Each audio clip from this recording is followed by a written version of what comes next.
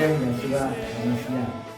Bapak Ibu Saudaraku, kembali kita jumpa di dalam ibadah Tefillah kita.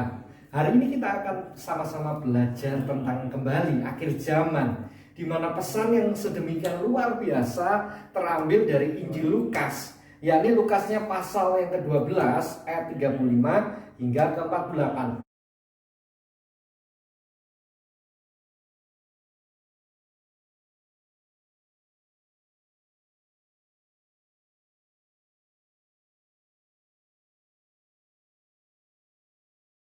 Tetapi saya akan hanya membacakan ayat-ayat yang akan menjadi perenungan kita. Yang pertama ayat 35, dikatakan demikian. Hendaklah pinggangmu tetap terikat dan pelitamu tetap menyala, dan hendaklah kamu sama seperti orang-orang yang menanti-nantikan tuannya yang pulang dari perkawinan, supaya jika ia datang dan mengetok pintu, segera dibuka pintu baginya.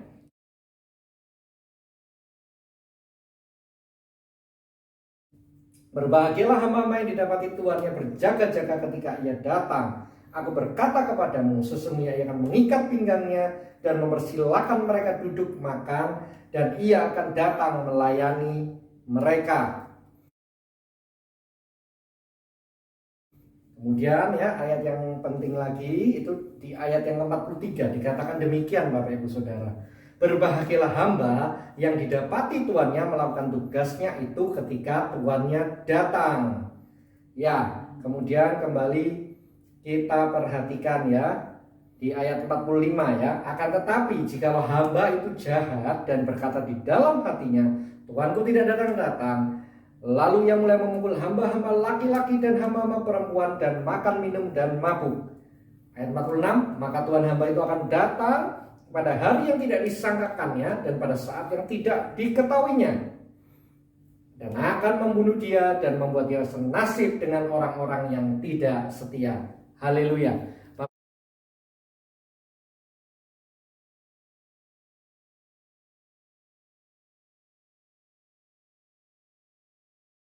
Bapak Ibu Saudara, perikop yang Anda bisa baca ya di rumah masing-masing. Ini sesungguhnya pesan yang teramat sangat penting. Mengapa dikatakan teramat sangat penting?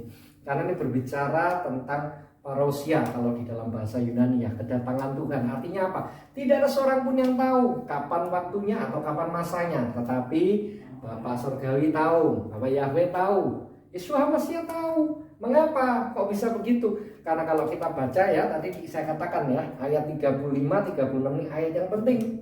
Seperti melantikan perjamuan kawin, mengetok pintu dan hamba-nya membukakan. Artinya apa?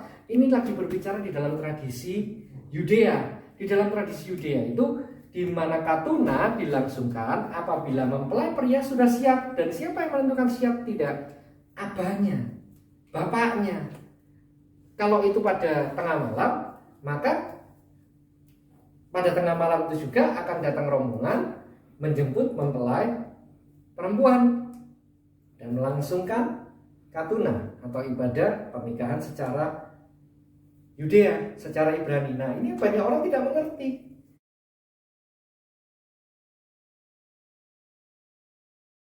Bayangannya orang pernikahan itu secara ala barat, seperti kerajaan Inggris di gereja. Tidak seperti itu pernikahan Ibrani, karena dilihat dari kesiapan mempelai prianya.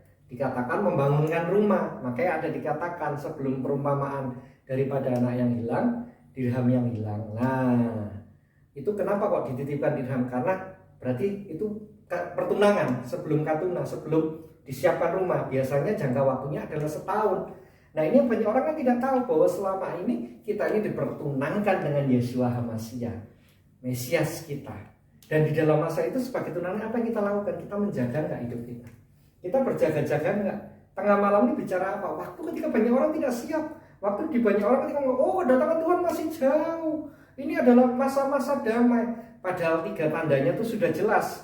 Pedang, sampar, kelaparan. Pedang bicara perang, sampar itu bicara penyakit. Ya hari-hari kita lihat banyak penyakit yang aneh-aneh. Banyak virus, bakteri yang tidak umum, tidak lazim. Bahkan flu, corona menjadi sesuatu yang ini ya. Beberapa tahun yang lalu COVID-19. Bahkan hari ini ada varian macam-macam, ada Delta, ada Omicron, Florida, dan apapun lah namanya. Kemudian kelaparan, ya memang ketika sudah terjadi pandemi, terjadi perang, Akibatnya kan logistik terputus distribusinya. Tentu terjadi kelaparan. Bahkan ini merupakan tanda yang sangat nyata. Kedatangannya sudah sangat dekat. Nah, yang luar biasa ya, dikatakan di ayat 37 itu mengikat pinggang. Artinya apa? Selalu berjaga-jaga. Sedemikian pula kita memposisikan diri seperti pasukan yang waktu perang selalu memegang senjata di dalam posisi siaga. Serangan datang, dia bersiaga. Tapi tentunya pasukan yang berangkat perang ini kan sudah dilatih bertahun-tahun, melewati camp pelatihan militer ya. Kalau di sini Akabri itu di Magelang. Demikian juga hidup kita. Seharusnya anak-anak Tuhan, orang percaya mempersiapkan dirinya seperti prajurit yang akan berangkat perang. Dikatakan di kitab Timotius. Artinya apa? Kita benar-benar melatih emunah, iman kita dengan apa? Firman, pujian, dan doa. Dan di dalam hidup kita sehari-hari, di mana dilatih setiap perkataan, pikiran, perbuatan, sikap hidup kita, bagaimana mempermuliakan Tuhan. Siap tidak siap, beritakanlah Injil. Artinya apa? Kita jadi suratan terbuka, hidup kita jadi saksi. Banyak orang ingin diangkat, tetapi lupa mempersiapkan kriteria untuk bisa diangkat itu. Maka penting untuk mempersiapkan diri. Makanya dikatakan demikian. Ya, ayat 45 hingga ke 46 ini. Hamba yang jahat, kenapa jahat? Dipikir Tuhan gak datang. Banyak orang Kristen kan begitu. Oh, sekali selamat itu pikir tetap selamat, terus hidupnya akhirnya malah hidup dalam dosa. Maka hidupnya itu hidup yang tidak beda dengan orang dunia. Kalau orang dunia mungkin nipunya itu cuma 1 juta, orang Kristen 10 juta. Saya bercanda, tapi intinya begini loh. Intinya jangan karena kita menganggap bahwa Tuhan itu belum datang. Karena begini, kedatangan Tuhan tidak selalu diartikan dunia ini kiamat. Bisa jadi Tuhan datang itu artinya Anda dipanggil pulang, Anda habis waktunya, Anda check out dari dunia ini. Nah, siap nggak? Masalah loh, Anda habis buat dosa, tiba-tiba kecelakaan, meninggal lah. Masalah kan? Mau kemana kita? Nah, karena itu menjaga hidup benar-benar, tidak menjadi hamba yang jahat. Artinya kita setia terhadap melakukan dabar Elohim, melakukan firman Tuhan. Kita berjaga-jaga ya. Kita punya waktu untuk firman, untuk midras ya, merenungkan, sharing firman, saling menguatkan. Ada puji-pujian ya, Evila itu berbahasa roh mungkin. Dan ini membangun iman. Tetapi di dalam prakteknya, ketika kita menjaga hidup benar-benar ini, iman kita kuat dimanapun berada, hidup kita jadi berkat. Maka dikatakan demikian ya di ayat yang ke-48. Tetapi barang siapa tidak tahu akan kehendak tuannya dan melakukan apa yang harus mendatangkan pukulan, akan menerima sedikit pukulan. Setiap orang yang kepadanya banyak diberi, daripadanya kan banyak dituntut. Kepada siapa yang lebih banyak dipercayakan, daripada yang akan lebih banyak lagi dituntut. Haleluya. Artinya apa? Artinya khususnya kita ini yang sudah dipanggil sebagai hamba-hambanya, sebagai pelayannya. Ya, Anda mungkin boleh Kristen sudah 40 tahun, 30 tahun, 20 tahun, atau 5 tahun. Tapi pertanyaannya, kita sudah berbuah belum bagi kerajaan surga? Kita sudah memenangkan banyak jiwa belum? Sudahkah kita menjadi saksi Injil? Atau justru karena kita, Injil dihujat? Ini menjadi refleksi kita.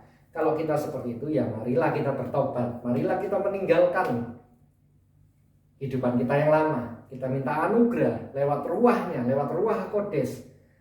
Akui, ya Tuhan, saya salah. Saya sudah salah jalan. Saya mau sungguh-sungguh. Saya mau mempraktekkan Injil. Hidup saya berpadanan dengan Injil. Supaya ketika Kau datang sewaktu-waktu, saya siap dan diangkat. Haleluya. Percayalah saudara, kalau kita menjalankan itu tadi. Yang pertama, kita tidak tahu kapan waktunya, tetapi kita selalu berjaga-jaga. Yang kedua, ya, di mana hidup kita ini dipenuhi dengan firman, pujian, doa. Dan yang ketiga, kita selalu bersiaga seperti pasukan perang. Artinya apa? Hidup ini untuk memenangkan jiwa. Maka kapanpun Tuhan sudah pasti Anda dan saya jumpa dengan Tuhan di awal-awal. Kita ikut capture. Karena apa? Kita masuk bilangan yang terpilih. Karena tanpa kita, Tuhan itu sangat merindukan kita untuk sama-sama masuk dalam jamuan pesta anak Tuhan. Haleluya.